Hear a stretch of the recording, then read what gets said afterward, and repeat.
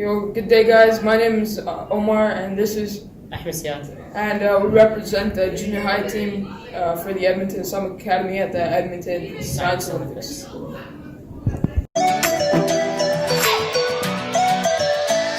So we're trying to find out how the planet was formed and how it's in its solar system.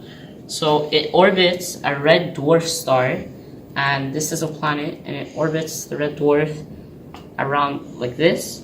And to find out, because we don't want it to be too far away that the planet is too cold, so it can't have water, and it can't be too hot that the water just evaporates. So we need to find the perfect zone, and that's called the habitable zone. And to calculate the habitable zone, you need to find out the luminosity. So the luminosity of a star is about 0.0035 of that of our sun. And this little L with the little circle and then another circle dot in the middle means the sun and its luminosity. So it's 0.0035 of the sun's luminosity, which is pretty low, but that's normal for a red dwarf star. And now we need to calculate the habitable zone, and there's a simple equation where for the habitable zone, for its outer boundary, you take the square root of the luminosity of the star over 0.53. Okay, so that's how we find the outer boundary. Now to find the inner boundary, similar formula, but a little bit different. It's not an O, it's an I.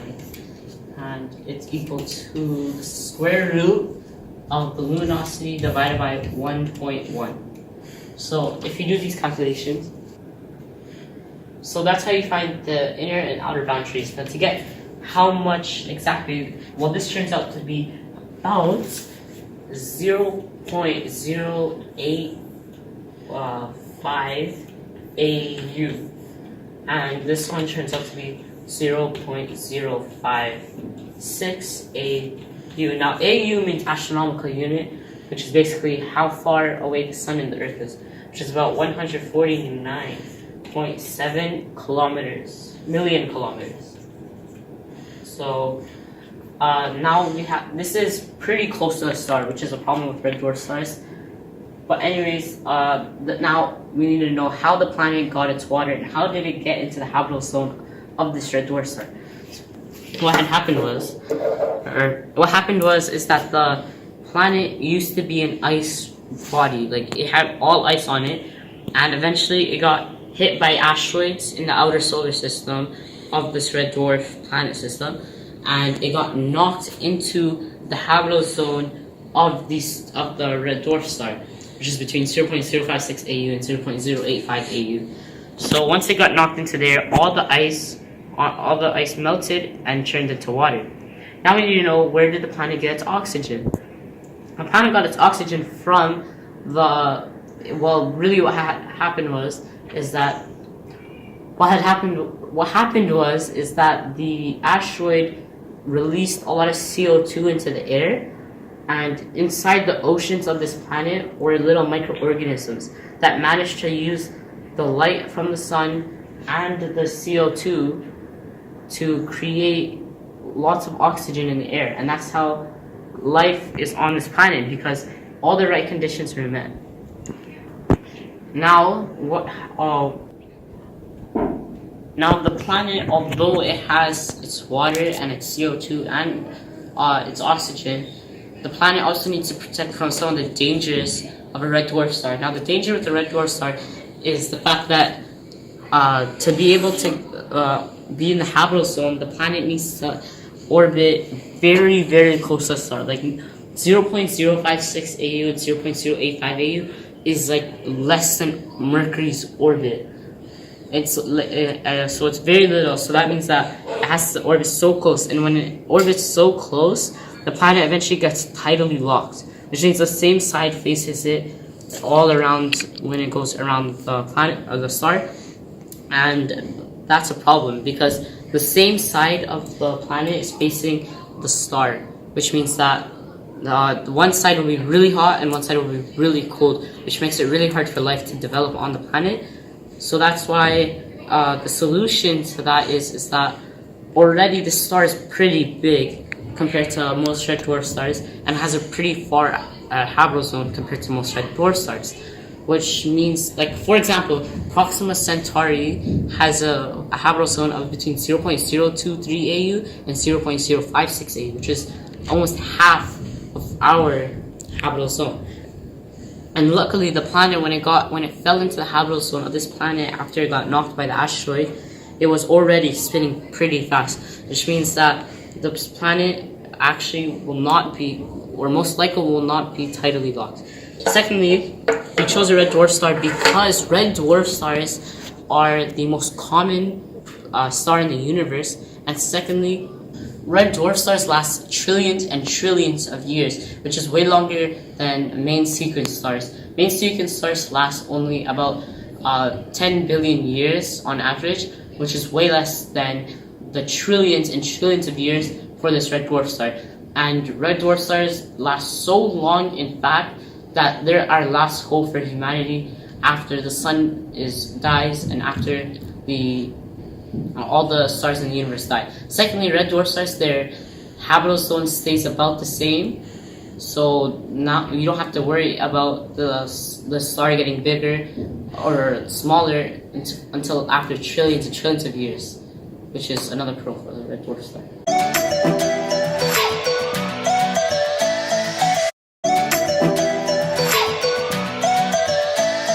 The first feature on our planet is an impact crater.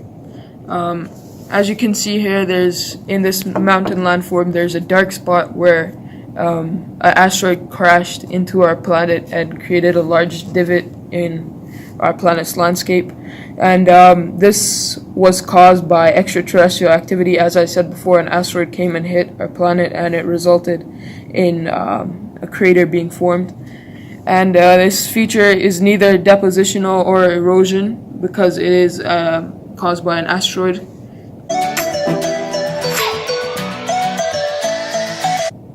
The second and most noticeable feature on our planet is the mountain range.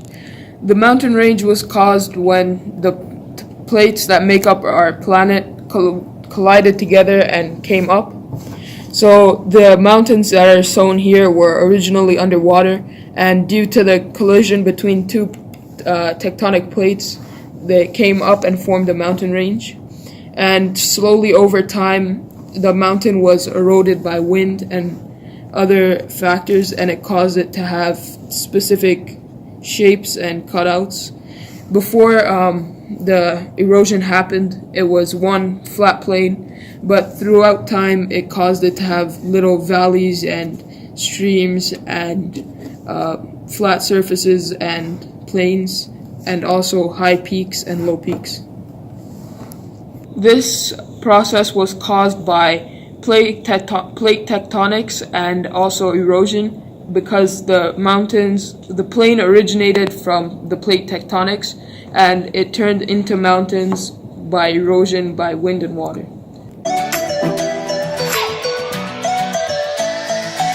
The third landform present on our model of the landforms on the planet is a cirque. And as you can see all around here, this is where the cirque is. And a cirque is caused by erosion partnered with glacial movement. So in the origins of our planet, there was a glacier, and over time it moved and it eroded away the land.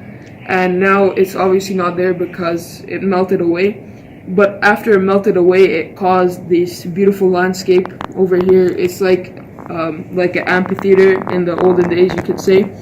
And it was formed by erosion partnered with glacial movement, and it's right about here and here.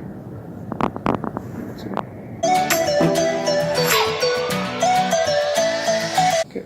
The fourth feature on our planet is an arête. An arête is a sharp mountain ridge, and as you can see right here on our model of the landform, we have a sharp mountain ridge right here. And our arête was caused by deposition and erosion. It was deposition because in the beginning, when the planet was covered with glaciers, the glacier, when it moved forward, it pushed the rocks, and when it moved back, it just left the rocks there. so it caused these nice high ridges on the planet, and then over time the wind came and it eroded away the rock and it made it sharp mountain ridges like it is now.